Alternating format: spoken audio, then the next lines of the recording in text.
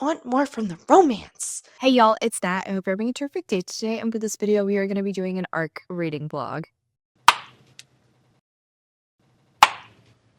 Alright, before you get into anything bookish, make sure to hit like and subscribe down below, as well as tell me in the comments, are you looking forward to these books? Am I adding them to your TBR? Let's talk about it. Thank you so much to NetGalley, the publishers and authors, for free copies of these books in exchange for honest reviews. I'm pretty excited going into both of them. I've very much been on a romance book ARC kick lately. So we have another two romance books.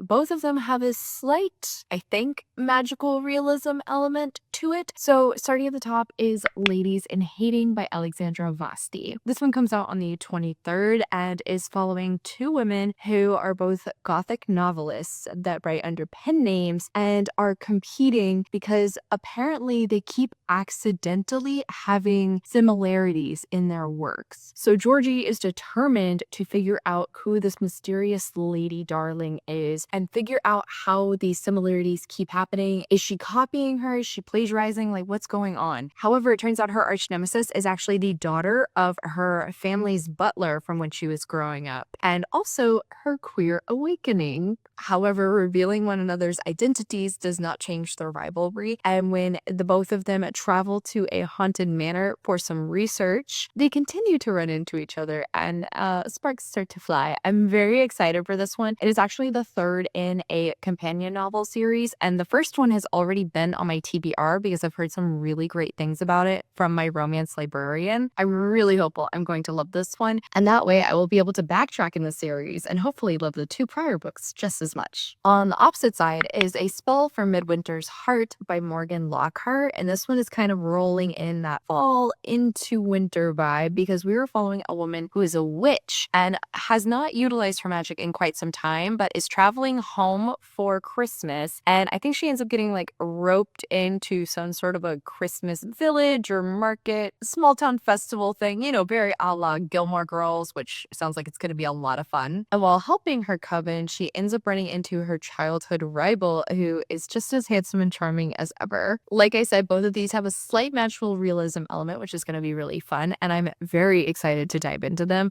So I will talk to y'all again when I've started into one of these books. Good morning, my loves. So I have officially started into Ladies in Hating. I wasn't intending to wait this long to film an update, but I'm about 40% in now. Whoops, I just kept forgetting. But I am really liking this so far. We have our two gothic novelists, one of which is from the higher society, from the Ton. Her father was a lord, and we don't know 100% what happened, but basically she began writing her novels under a pseudonym, and then when it was eventually revealed, her father disowned her and her mother ended up moving with her. So the two of them don't speak with the rest of the family, and really her writing is how they survive, but they are still kind of considered like higher in society, even though they're also looked down upon by most of society. Then on the other side, we have Kat, whose father was actually a butler for Georgie's family when she was growing up. And again, not 100% sure on what quite happened, but Kat's father was thrown out kind of on a whim. So her family was again disgraced, and given the fact that that was the main source of income for the family, it definitely threw them into turmoil. We also know that Kat was Georgie's lesbian awakening, essentially. And so she has been attracted to Kat for a very, very long time, meaning that whenever the two of them end up running back into each other, because Georgie believes that Kat is plagiarizing her work, Georgie quickly forgets everything she knows and fails at speaking or literally being a nice human at all. And so that's how things start on a really negative foot. Even though they have this background, it's rough at the start. They're not particularly nice to each other. But it also starts to make sense as to why there is so much stuff that is similar in the both of their novels, because they are using experiences from their childhood. And obviously they grew up together in the same area with the same people. And so it keeps influencing their work in a way that obviously probably would be a little bit of a stretch in reality, but like you can understand how it's happening. In this romance book world, it makes sense. Now the both of them are working on different pieces, and they once again end up running into each other. Georgie, who believes Kat is plagiarizing, is not particularly happy about this at the start. But at the same time, every interaction basically is her just ogling Cat constantly. I am really enjoying the setup of the story. I do think it's a lot of fun. I also would say, like, writing wise, this feels more historical, and I think it's just sort of in the vocabulary that's used. Even if the setting isn't especially well built out, like, the tone just has a historical feel to it, which is something I don't really know how to describe, except I can point to it when I'm reading a historical romance book if an author succeeds in doing this or not. And so far, Vasti is definitely doing that. There's been a few references to things that happen, I imagine, earlier on in this series, so I guess worried about spoilers in that way. Maybe don't read the third book like I am, but it's also very clearly companion novels. Those events aren't very impactful on this book, but I am really enjoying both of the characters and getting to know them. Initially was a little worried about the fact that Georgie was so drastically different from what we read of her, and then whenever she interacts with Kat, but now we're starting to understand, like, where it's coming from, why she is acting this way. And Kat is also starting to see this. Is better reading Georgie and realizing this is more of a front that she's putting up. She's not purposefully trying to be mean. It's just she kind of goes a little horny stupid. There's also something that I'm not quite sure if it's going to be actual ghosts or not, but there's a light paranormal element going on in the story because, again, as I said, the place they're staying is a haunted mansion. The both of them keep experiencing weird things. I'm curious to see if that's going to actually be like slight magical realism worked in. That would be fun. And also, like, how is that going to impact the books that they're writing, the difference in what they're writing? Really, the only thing I'm not loving so far is I feel like now that they are starting to be on a better foot with each other, I've officially hit the point where they've had their first kiss, and I don't feel like there's really been enough establishment of their relationship developing for me to feel romantic feelings. It's more lust based. And so I hope that does change, because I did feel like the author did a really solid job of the initial negative feelings that the both of them had towards each other. We were transitioning pretty well into not friendship, but at the very least, like, respectful acquaintances. So I'm hoping there's a smoother transition into romantic partners than we've had so far. So I'm intrigued to see how that goes. Here's hoping that maybe I will actually talk to y'all again before I finish this book, because like I said, I wasn't intending to get this far in before talking to you. It just happened. Hello, my friends. So I have hit about 70% into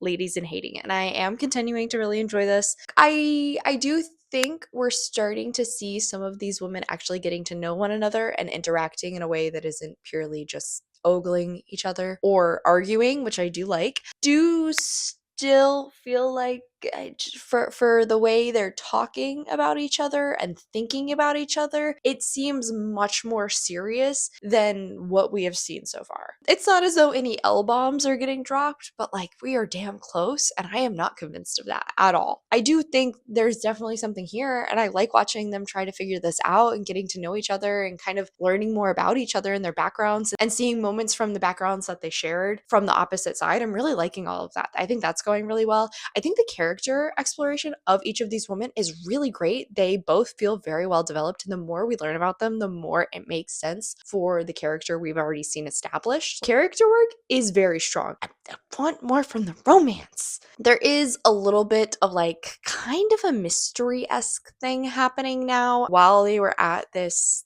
haunted mansion, something ended up happening. They ended up finding a body, and now they're trying to figure out, like, why was this person there in the first place? They didn't know they were going to be there. What were they doing there that ended up in their demise? And like, are they in danger? What's happening? So it's interesting. I'm liking all of that. And it is once again very clear that this is a sequel in the series. There's been a few more allusions to things that have happened in the prior books, I'm assuming. And then I also feel like there's been an establishment of perhaps who is going to be the couple in the next book. I don't know if another book is coming in this series, but it definitely seems like the author may have set something up there for it. Like I said, across the board, it is going really well. It's just like, I want more from the romance itself. Thankfully, I'm only 70% in. I don't know, maybe I'll be convinced by the end of this if they are dropping L-bombs or not. We'll see. This is technically speaking open door, but it feels like we do a lot more focus on the build up to the spice, and then like we kind of rush through the spice really quick. So I wouldn't put this at super high chili peppers, maybe like 2-ish. Here's hoping that the author can really sell me on this romance by the end of the book, because there's so much positive stuff going on here that I am very intrigued to try the prior books in the series. I hope the romance itself gets a little bit more built out. We'll see. Hello, my friends. So I have officially finished out Ladies in Hating, and unfortunately, this really lost me in like the last 30% of this book. I'm so bummed. The intro of it really was enjoying. The whole setup of this story, so up my alley, but unfortunately, the final climax, the final conclusion, how everything ties back together, just did not work for me at all. I hate whenever this happens because I always feel so betrayed. And definitely had that same feeling here. Like I said, the setup of this, so up my alley, but I feel like the rivals element really ended up getting eliminated too quickly, and we never really came back to that. I thought that may play a role in like the third act conflict or something, but wasn't needed at all. Unfortunately, the author did not ever really convince me of the relationship between these two. I was sold on the fact that they had feelings for one another and were interested in trying something out. I was not sold that these two felt nearly as strongly about one another as I was being told. When they start saying love, I was not there yet. And that is such an issue for me in romance books, and so quickly takes me out of the story and makes me start to cringe instead of awe over a couple, and that happened here. It felt like too much of their inner thoughts, their inner monologues were really based around their personal issues and not really their feelings for the other character. And that also kind of lent into my not feeling convinced by the relationship. And on that note, good God, I know the setting doesn't really lend to it, but Georgie needs therapy so badly. This woman has such a drastic martyr complex, and it got so annoying. I mean, somebody just needed to remind her, hey, other people have free will and are responsible for the consequences of their own actions. You are not immediately responsible just for simply being associated with them. Oh my God, it got so exhausting. I do think the spice was all right, but it really wasn't anything super special. Then the whole haunted manor element that we kind of get introduced to, I thought that was so fun, and I was really excited to see that play out. But it's only really there for maybe like 25% of the book, and then they leave and it's not really relevant again. Instead, there's this mystery aspect that pops up. I kind of felt like it came out of nowhere. Didn't feel like there was enough buildup for an answer to be satisfying. Plus, by the end of the book, I don't feel like we actually got all of the answers to this. It was one of those where it's like, I don't know if this is going to be addressed in a future installment. I don't know if this was a plot hole or if the author just didn't feel the need to give us all of the answers because of the like time period historical element of the story. I don't know. I didn't like it though. I did think it was cool that the author did weave into this a lot of references to other queer history, to stories that had homoerotic undertones, or did actually showcase same-sex couples in the past. I did think that was really cool, especially with the setup of the book and these two being novelists. I will say, for being novelists, I am shocked at the number of issues that came up because these two suddenly would forget how to form sentences.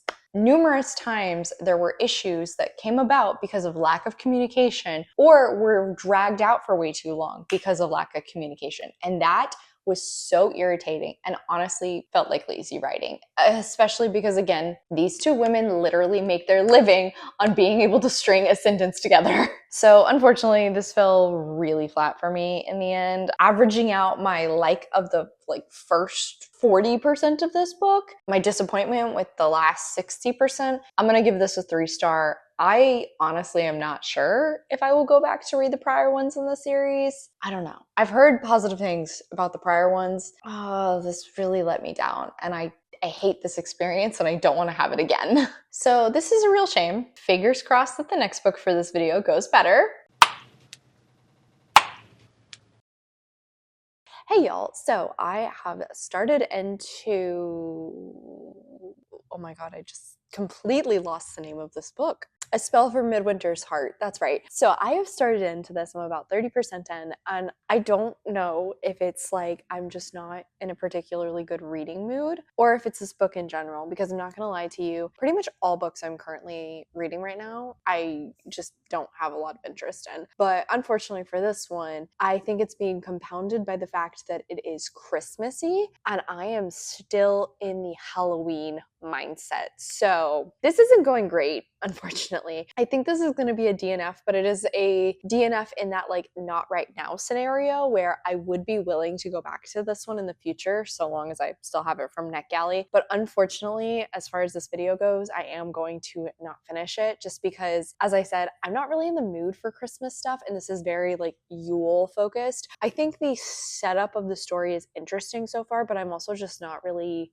connecting with the main character Rowan very much. And in fact, I don't particularly like this real hot and cold thing she has with the hero so far. We have Rowan, who at the start of the book is working in like the human world. She doesn't utilize her magic, and she works for a nonprofit that is very focused in like green energy, and she cares a lot about this. So I thought that was going to be like an important element going through, but it's not really, just kind of like randomly pops up. But because she doesn't really allow herself to use magic anymore, she's really cut off this section of her life. When it starts to explain to us why she's done that, it's very unconvincing because it seems sort of silly, honestly, as to why she cut this off. She doesn't even fully remember the events of the night when she like made the decision to never use her magic again. And so I don't understand why she thinks it's such a negative thing that happened, because she doesn't even remember what actually happened. But she's finally agreed to return home for Christmas, or Yule as her family celebrates, because they are witches or whatever. And unfortunately, the last leg of her flight gets canceled. And so she ends up running into Gavin, who was like her childhood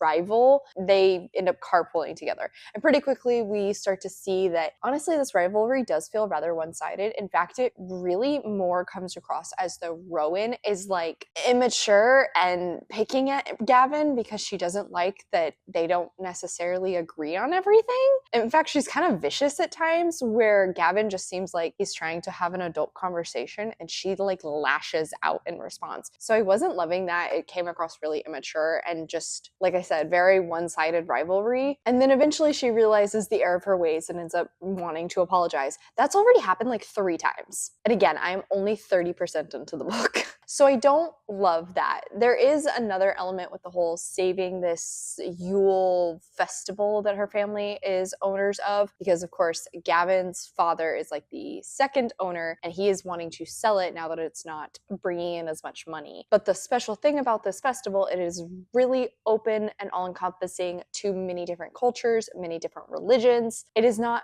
purely a Christmas village, which I did appreciate, and I did think that was rather interesting. The people trying to buy the festival are like these really right-wing evangelical Christian group who are planning to turn it into something that is purely Christmas focused, therefore losing the entire inspiration of it. So I like that angle, but I'm just not really enjoying Rowan very much as a character to really want to continue reading from her perspective. And again, I don't like how she is treating Gavin, which means I don't think I'm going to be convinced by a romance here. I don't know. It's also very possible that, like I said, just the fact that I'm not really in the mood for this book in general is maybe souring my feelings towards other parts of it. I'm not really loving it. It does very much feel like a witchy Christmas Hallmark movie, honestly, which unfortunately is just not really doing it for me here. I do think there's a lot of potential in this book. It's not hitting what I want, sadly. So, like I said, I've made the decision I'm gonna not right now this book. There's a possibility I will return to it in the future and try again, but this is one of those where like if I still have a copy from NetGalley, I would be willing to finish it. If I had to spend my own money on this book, I'm not 100% sure if I would, sadly. So on that note, this is a really big bummer of a ARC reading vlog in comparison to the last ARC reading vlog I had, which went swimmingly. So if you want a more positive rant review, I will put a link to that video in the cards up above. But on that note, that's officially it for today, y'all. Thank you so much for coming to my channel. I really appreciate it. Make sure to hit like and subscribe down below. If you made it all the way to the end of this video, let's leave some sort of a witchy emoji in the comments down below. I come out with videos on Monday and Friday, but until then, I hope you continue to have a terrific day.